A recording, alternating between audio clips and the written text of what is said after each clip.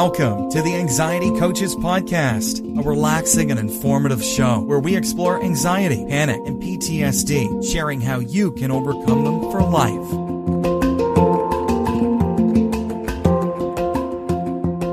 Aloha! Welcome back to the Anxiety Coaches Podcast. I'm your host and coach, Gina Ryan, and I am so happy to be with you again today as together we can consider the many ways to bring your mind and body back to its natural peace and calm. We offer a number of ways to help you with your journey here at Anxiety Coaches Podcast, and I hope you will take advantage of everything that we offer. Be sure to subscribe to this twice-a-week podcast. I'd also suggest visiting our website where you can sign up for our newsletter, you can listen to the 10-minute body scan meditation, and check out the group and one-on-one coaching options, along with the resources and more information on anxiety.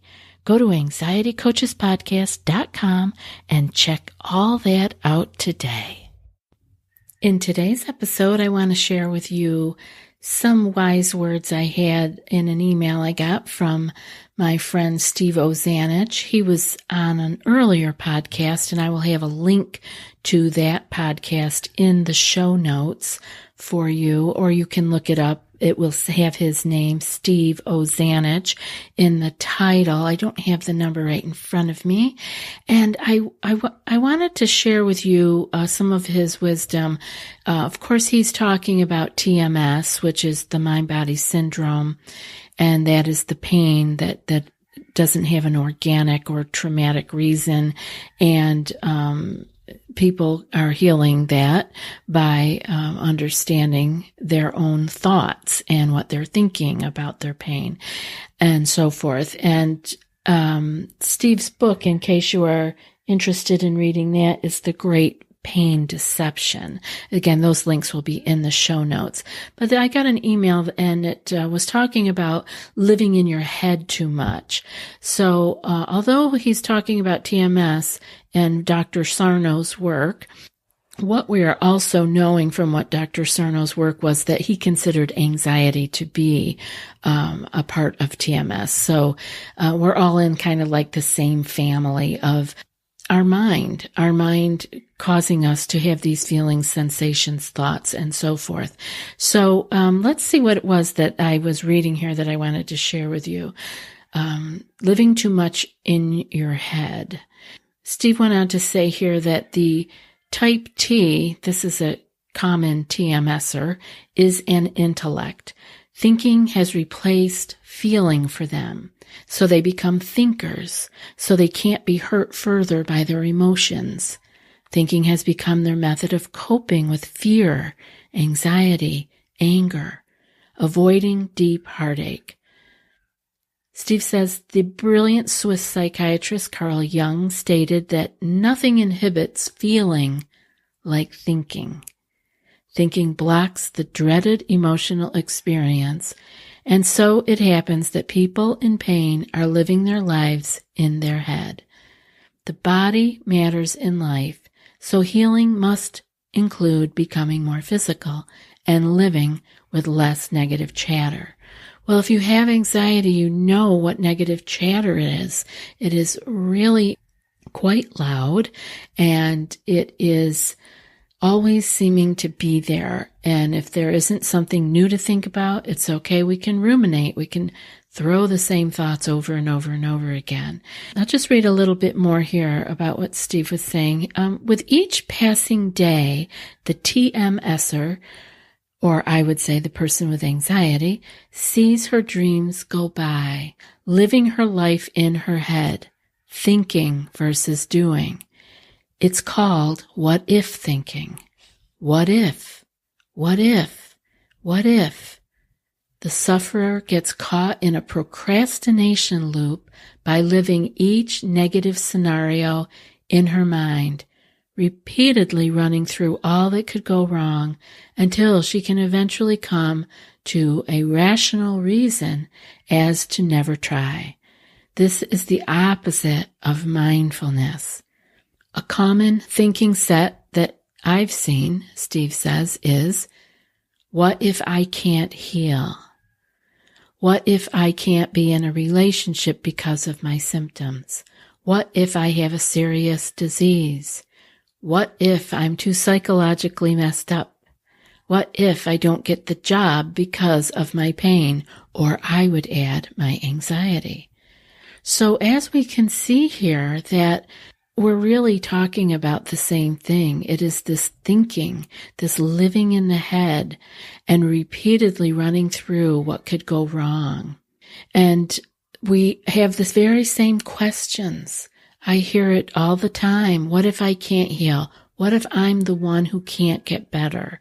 Or many people actually have been told that they can't heal, that they will just have to learn how to manage this anxiety for the rest of their life. Well, people have also been told, as you can tell when you hear Steve's podcast and my conversations with him and my reading of Dr. Sarno's work, people have been told by experts that they're never going to get over their pain either, and that they just need to learn to tolerate it, learn to medicate it, learn to cope with it, and maybe take, some of these other surgeries and other therapies for it, but that the chances, it's just like 50-50, maybe will, maybe won't help, because they are not able to see the exact cause or the exact reasoning for the pain, just as we are not able to see what is really causing this anxiety. It's almost like it's become redundant. It's there and it's there and it's there. And of course we have more stress in our life, which actually helps to feed it. It fuels the fire. And let's see, Steve goes on to say, I can only say from experience that the occurrence of these bad outcomes is extremely rare. They almost never, if ever, happen.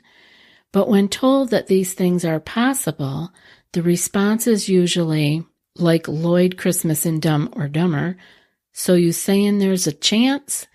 Life has few guarantees, but one certainly is that if you believe you won't heal, then you won't heal. As Henry Ford said, quote, when you think you can or you think you can't, you're right, end quote.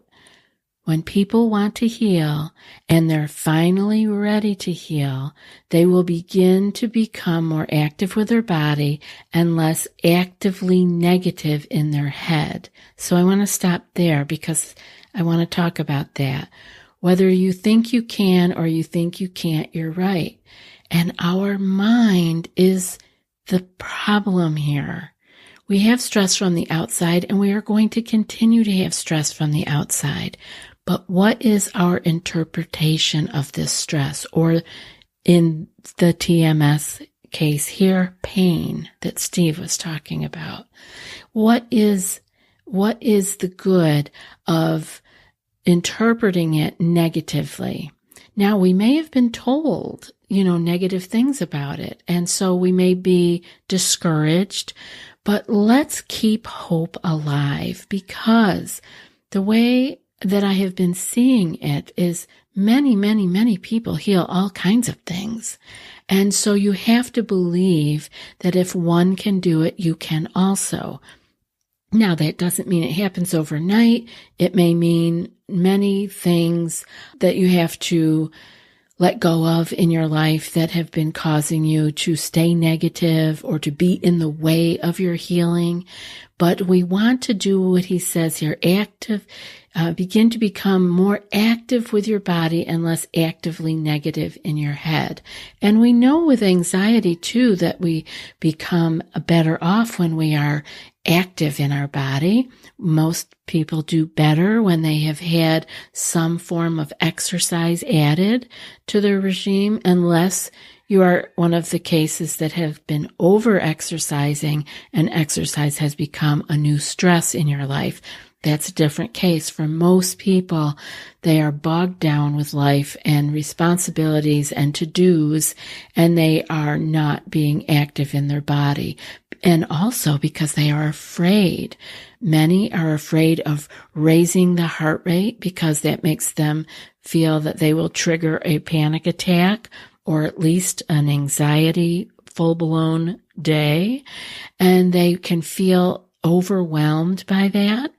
And so you want to take it slowly, but you want to do it. You want to move forward, putting one foot in front of the other, not continually backing away from the physical things that we can do for our body, the entryway that we can make out into the world and into life.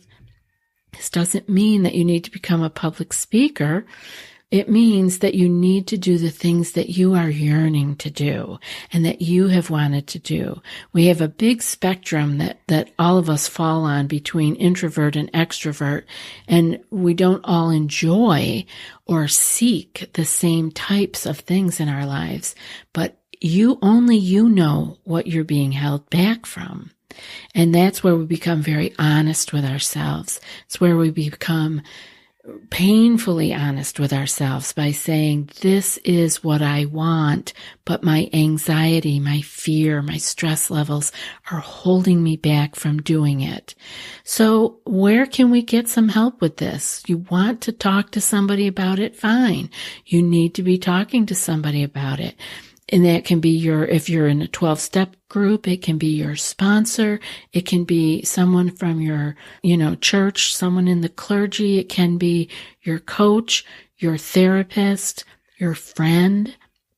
Many people have what we call spiritual friends, where they talk about these things, each giving each other the time to do that. You could be in our group where you're bringing these things to the group and stating in the post where you're at and your issue and where it is that you feel you're being held back, and get help from many people who can actually tell you what worked for them. And I can pipe in and give you my 2 cents also, if you care for that. So there's many things, but I think what is really helpful is for us to get it out of our head. Now, if you don't have anyone to talk to, even, the problem when we start talking too close in our family is they already have a view of us. They have a very, too much history sometimes. So sometimes it's best to go outside of our family unit, not because we don't think they would be supportive, but because we need someone who has more of a neutral view of us. And maybe not over-caring of us, or that we're expecting a particular answer from them. So, but if you don't have anyone to talk to, and you're not going to join the group, and you're not going to seek a spiritual friend or something to chat these things up with, you can take all of this to your journal. If you're a very private person and you would prefer to start by just putting it down on paper, the reason I want you to get it out of your head is because it looks different when you write it down. It doesn't sound the same when you read it back to yourself as it did when it was rolling around in your head. So I really encourage you to use some pages in your journal to do that. If you are feeling that you are stuck and you do not have the way that you can find that you can become more active in your life, and that means not being held back by fear, by anxiety, by the stress in our life. We don't want to close down. And it doesn't mean, like I said, you don't have to become, you don't have to go out and become a speaker and in front of thousands of people talking. But I know there may be something for some of you. This means walking to the corner to put a letter in the mailbox. And I want you to hear me because I know that you can change. For some of you, it means leaving your bedroom. For others, it means getting on a plane. We're all in different places, but the reality is it's the same thing holding us back. It is the fear. It is the thought. It is our mind. And so we really do not need to live with these what ifs.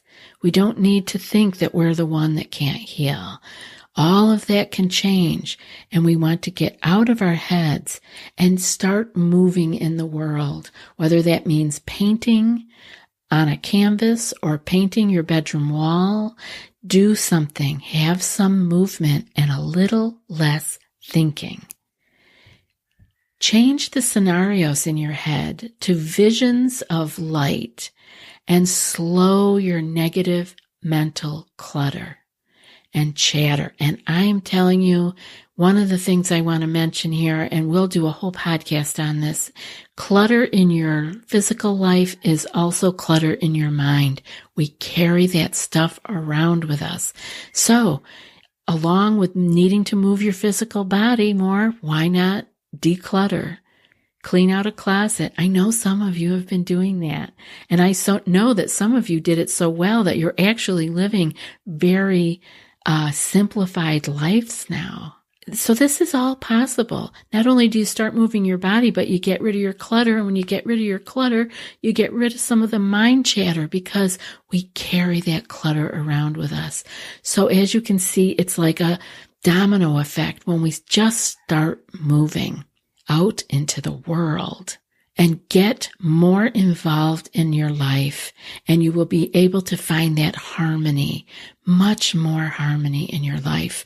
And it will really, really begin to feel better, and your mood will lift, and you will have less of those anxious what ifs that I read earlier, because you will be actually doing things, and you won't be so afraid, because you won't be living only in your head. You will have experiences, and each one of those experiences can be tucked away in your back pocket, and remind yourself of those the next time you have one of those what ifs pop up. That's it for today's episode. And before I read today's quote, I want to remind you that if you want more than what's offered here and more personal guidance, you might be ready for our group coaching membership program. It's a deeper dive into what you learn here on these episodes. Each month, you'll receive 2 anxiety clearing skill sheets sent in email. You'll also receive 2 live group coaching calls, which are recorded in case you can't attend. Those will help guide you through your challenges. And there's also a secret Facebook group for coach and community support every day, all month long. So if you're ready for more, go to anxietycoachespodcast.com/group-coaching and join today. I'd love to see you in the group. And now for today's quote. Healing may not be so much about getting better as about letting go of everything that isn't you. All the expectations, all the beliefs, and becoming who you are. And that's from Rachel Naomi Remen. I'll be back in a few more days with another podcast. Until then, be well and aloha. Thanks so much for joining us for today's episode of the Anxiety Coaches Podcast. Find more information at theanxietycoachespodcast.com.